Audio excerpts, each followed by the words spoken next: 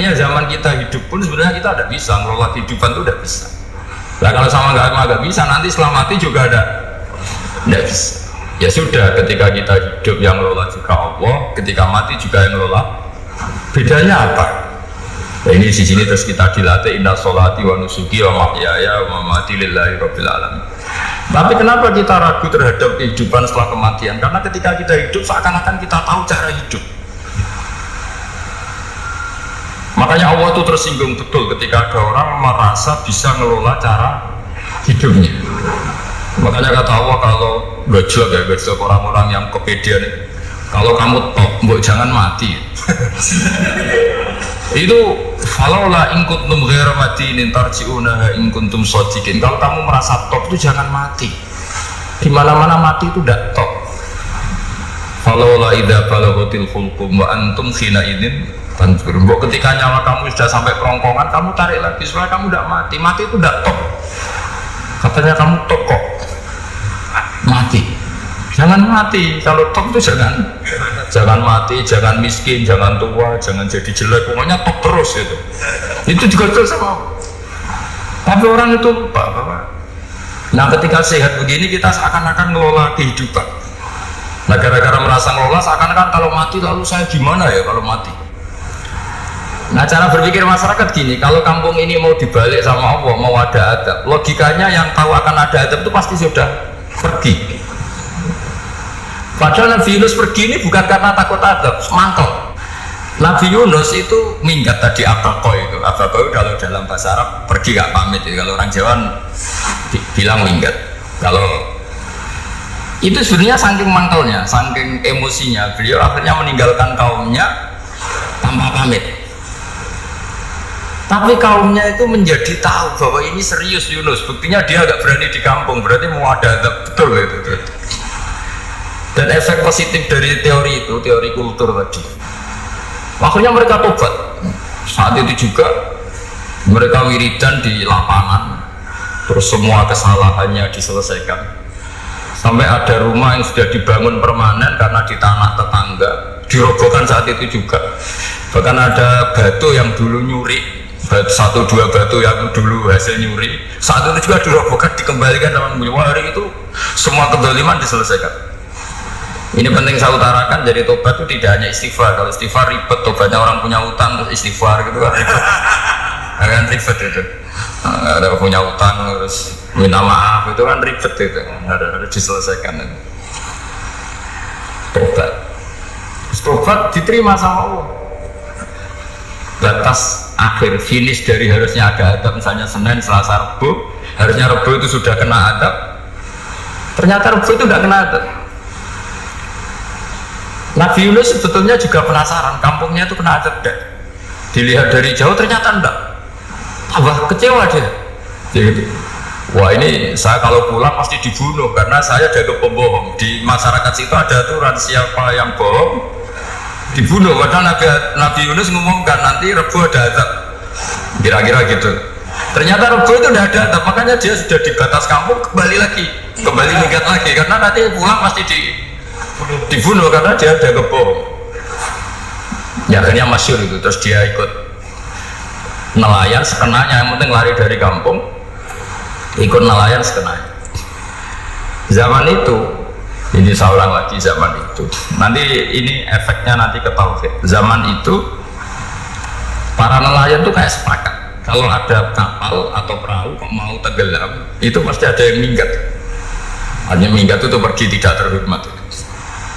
Terus fasahama fakana minal mudkhadin.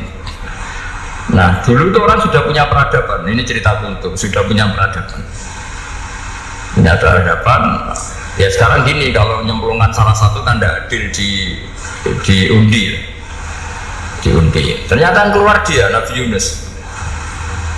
Terus mereka tahu ini orang nggak pantas dikorbankan karena Nabi di mana-mana itu ganteng. Memang Allah itu punya sunnah itu unik. Nabi itu harus paling ganteng di kampungnya, nasabnya juga harus paling baik, kabar-kabarnya juga istrinya harus paling cantik. Itu memang aturannya gitu.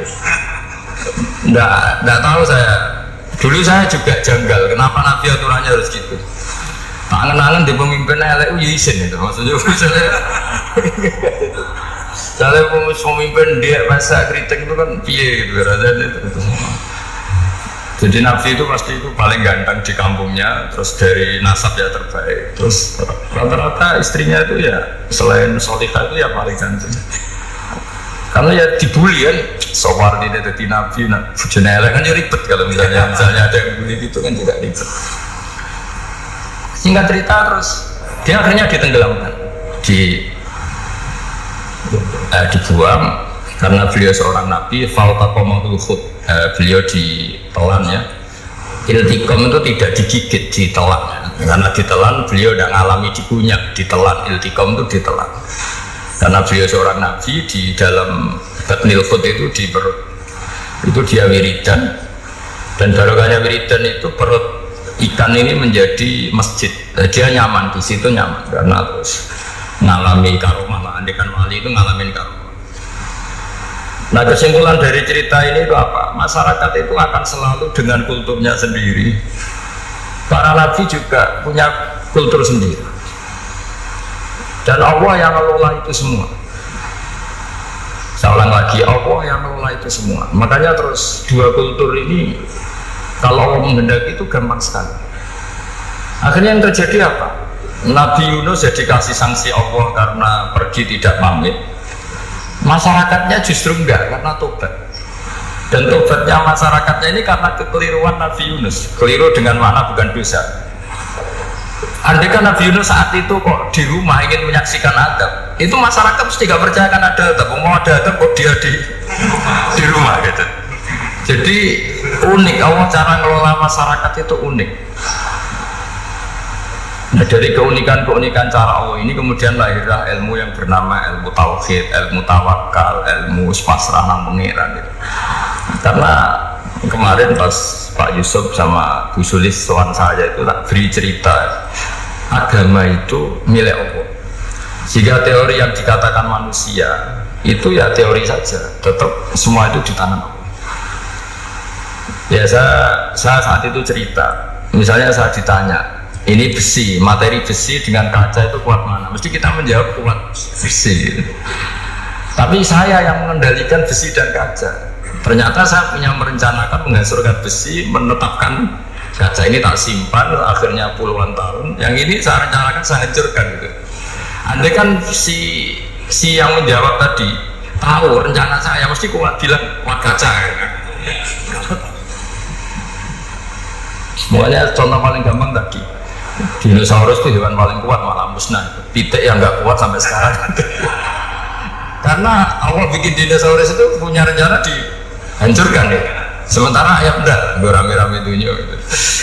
Sehingga ya sudah.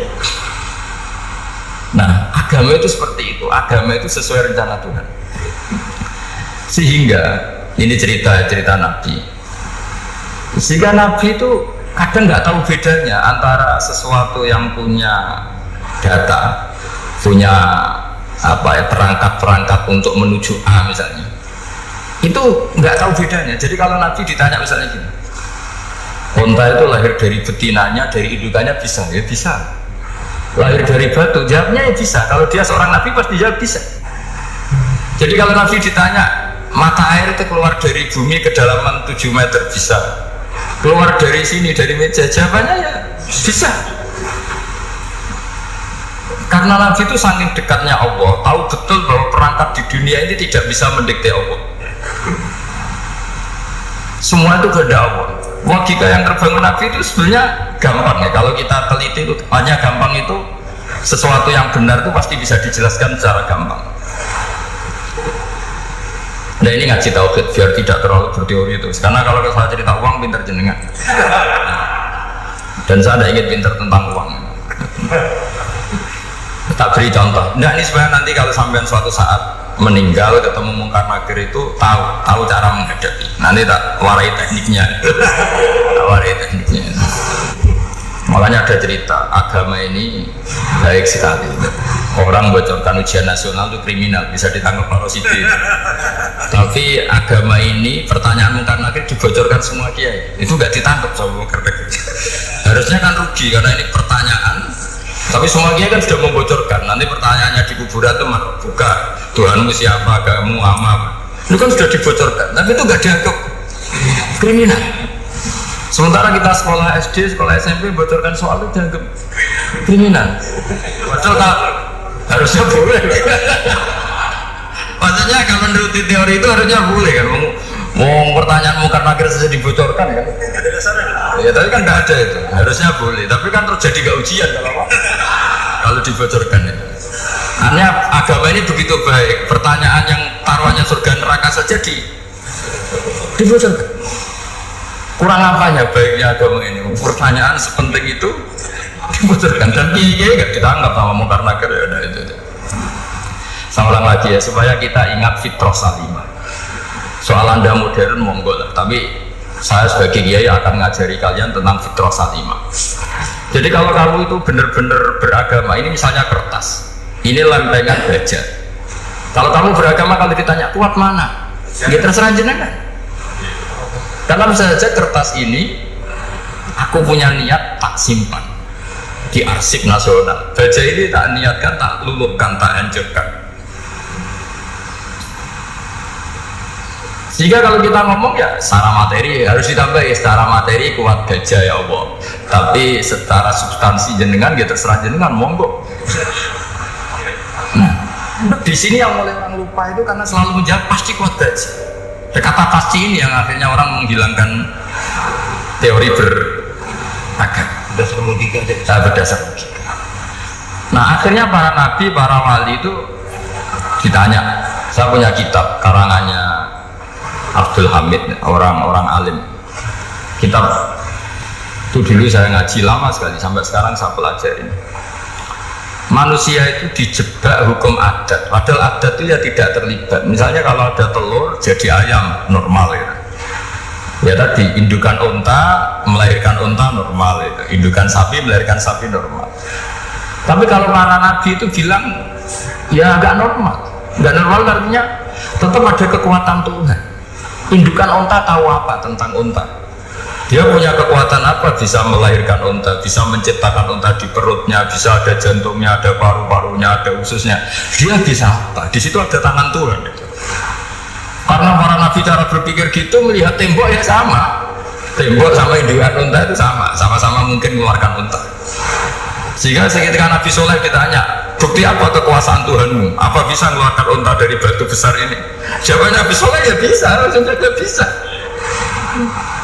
Dan mukjizatnya Nabi Soleh masyhur itu keluarlah unta dari batu. Karena secara teori ya tadi, coba unta indukan itu apa seorang profesor, apa seorang ilmuwan sehingga bisa menciptakan anaknya ya. Apa dia terlibat dalam menciptakan jantungnya, paru-parunya, ususnya? Kan enggak juga. Telur bisa apa coba? Gobloknya bukan main telur itu kan. Tapi bisa mengeluarkan ayam, dia bisa apa? Nah, para nabi, para wali itu tahu semuanya itu kekuasaannya Allah. Nah kalau karena kekuasaan Allah bedanya apa dengan tembok? Makanya Nabi Muhammad ketika di padang pasir sahabat bingung nggak ada air, ya Nabi santai aja. Ini gimana Nabi nggak ada air, nanti orang mati kehausan. Nabi ya santai aja. Kamu ingin air katanya? Iya. Nabi nunjuk apa itu ya sudah terus ada air. Ada yang keluar dari jemarinya, ada karena Nabi itu nggak tahu bedanya antara ini mungkin dan tidak mungkin, itu nggak tahunya itu ya semuanya itu Allah. Kalau kamu kan enggak, wah daerah gini nggak mungkin ada air. Ini kan padang pasir. Air itu biasa di daerah hutan gini malah berteori macam-macam. Seakan-akan tidak ada Tuhan. Jadi kalau orang nggak bakat wali pasti berpikirnya gitu. Makanya nggak wali-wali, dia memang nggak bakat karena itu kan artinya menafikan kekuasaannya Allah kan. Seakan-akan Allah tidak mampu bikin air di situ. Tapi kalau Nabi santai aja. Makanya Nabi Ibrahim ketika mau dibakar ya santai aja. Menurut beliau api bisa apa? Jadi itu meskipun hukum adat dia selalu berjalan.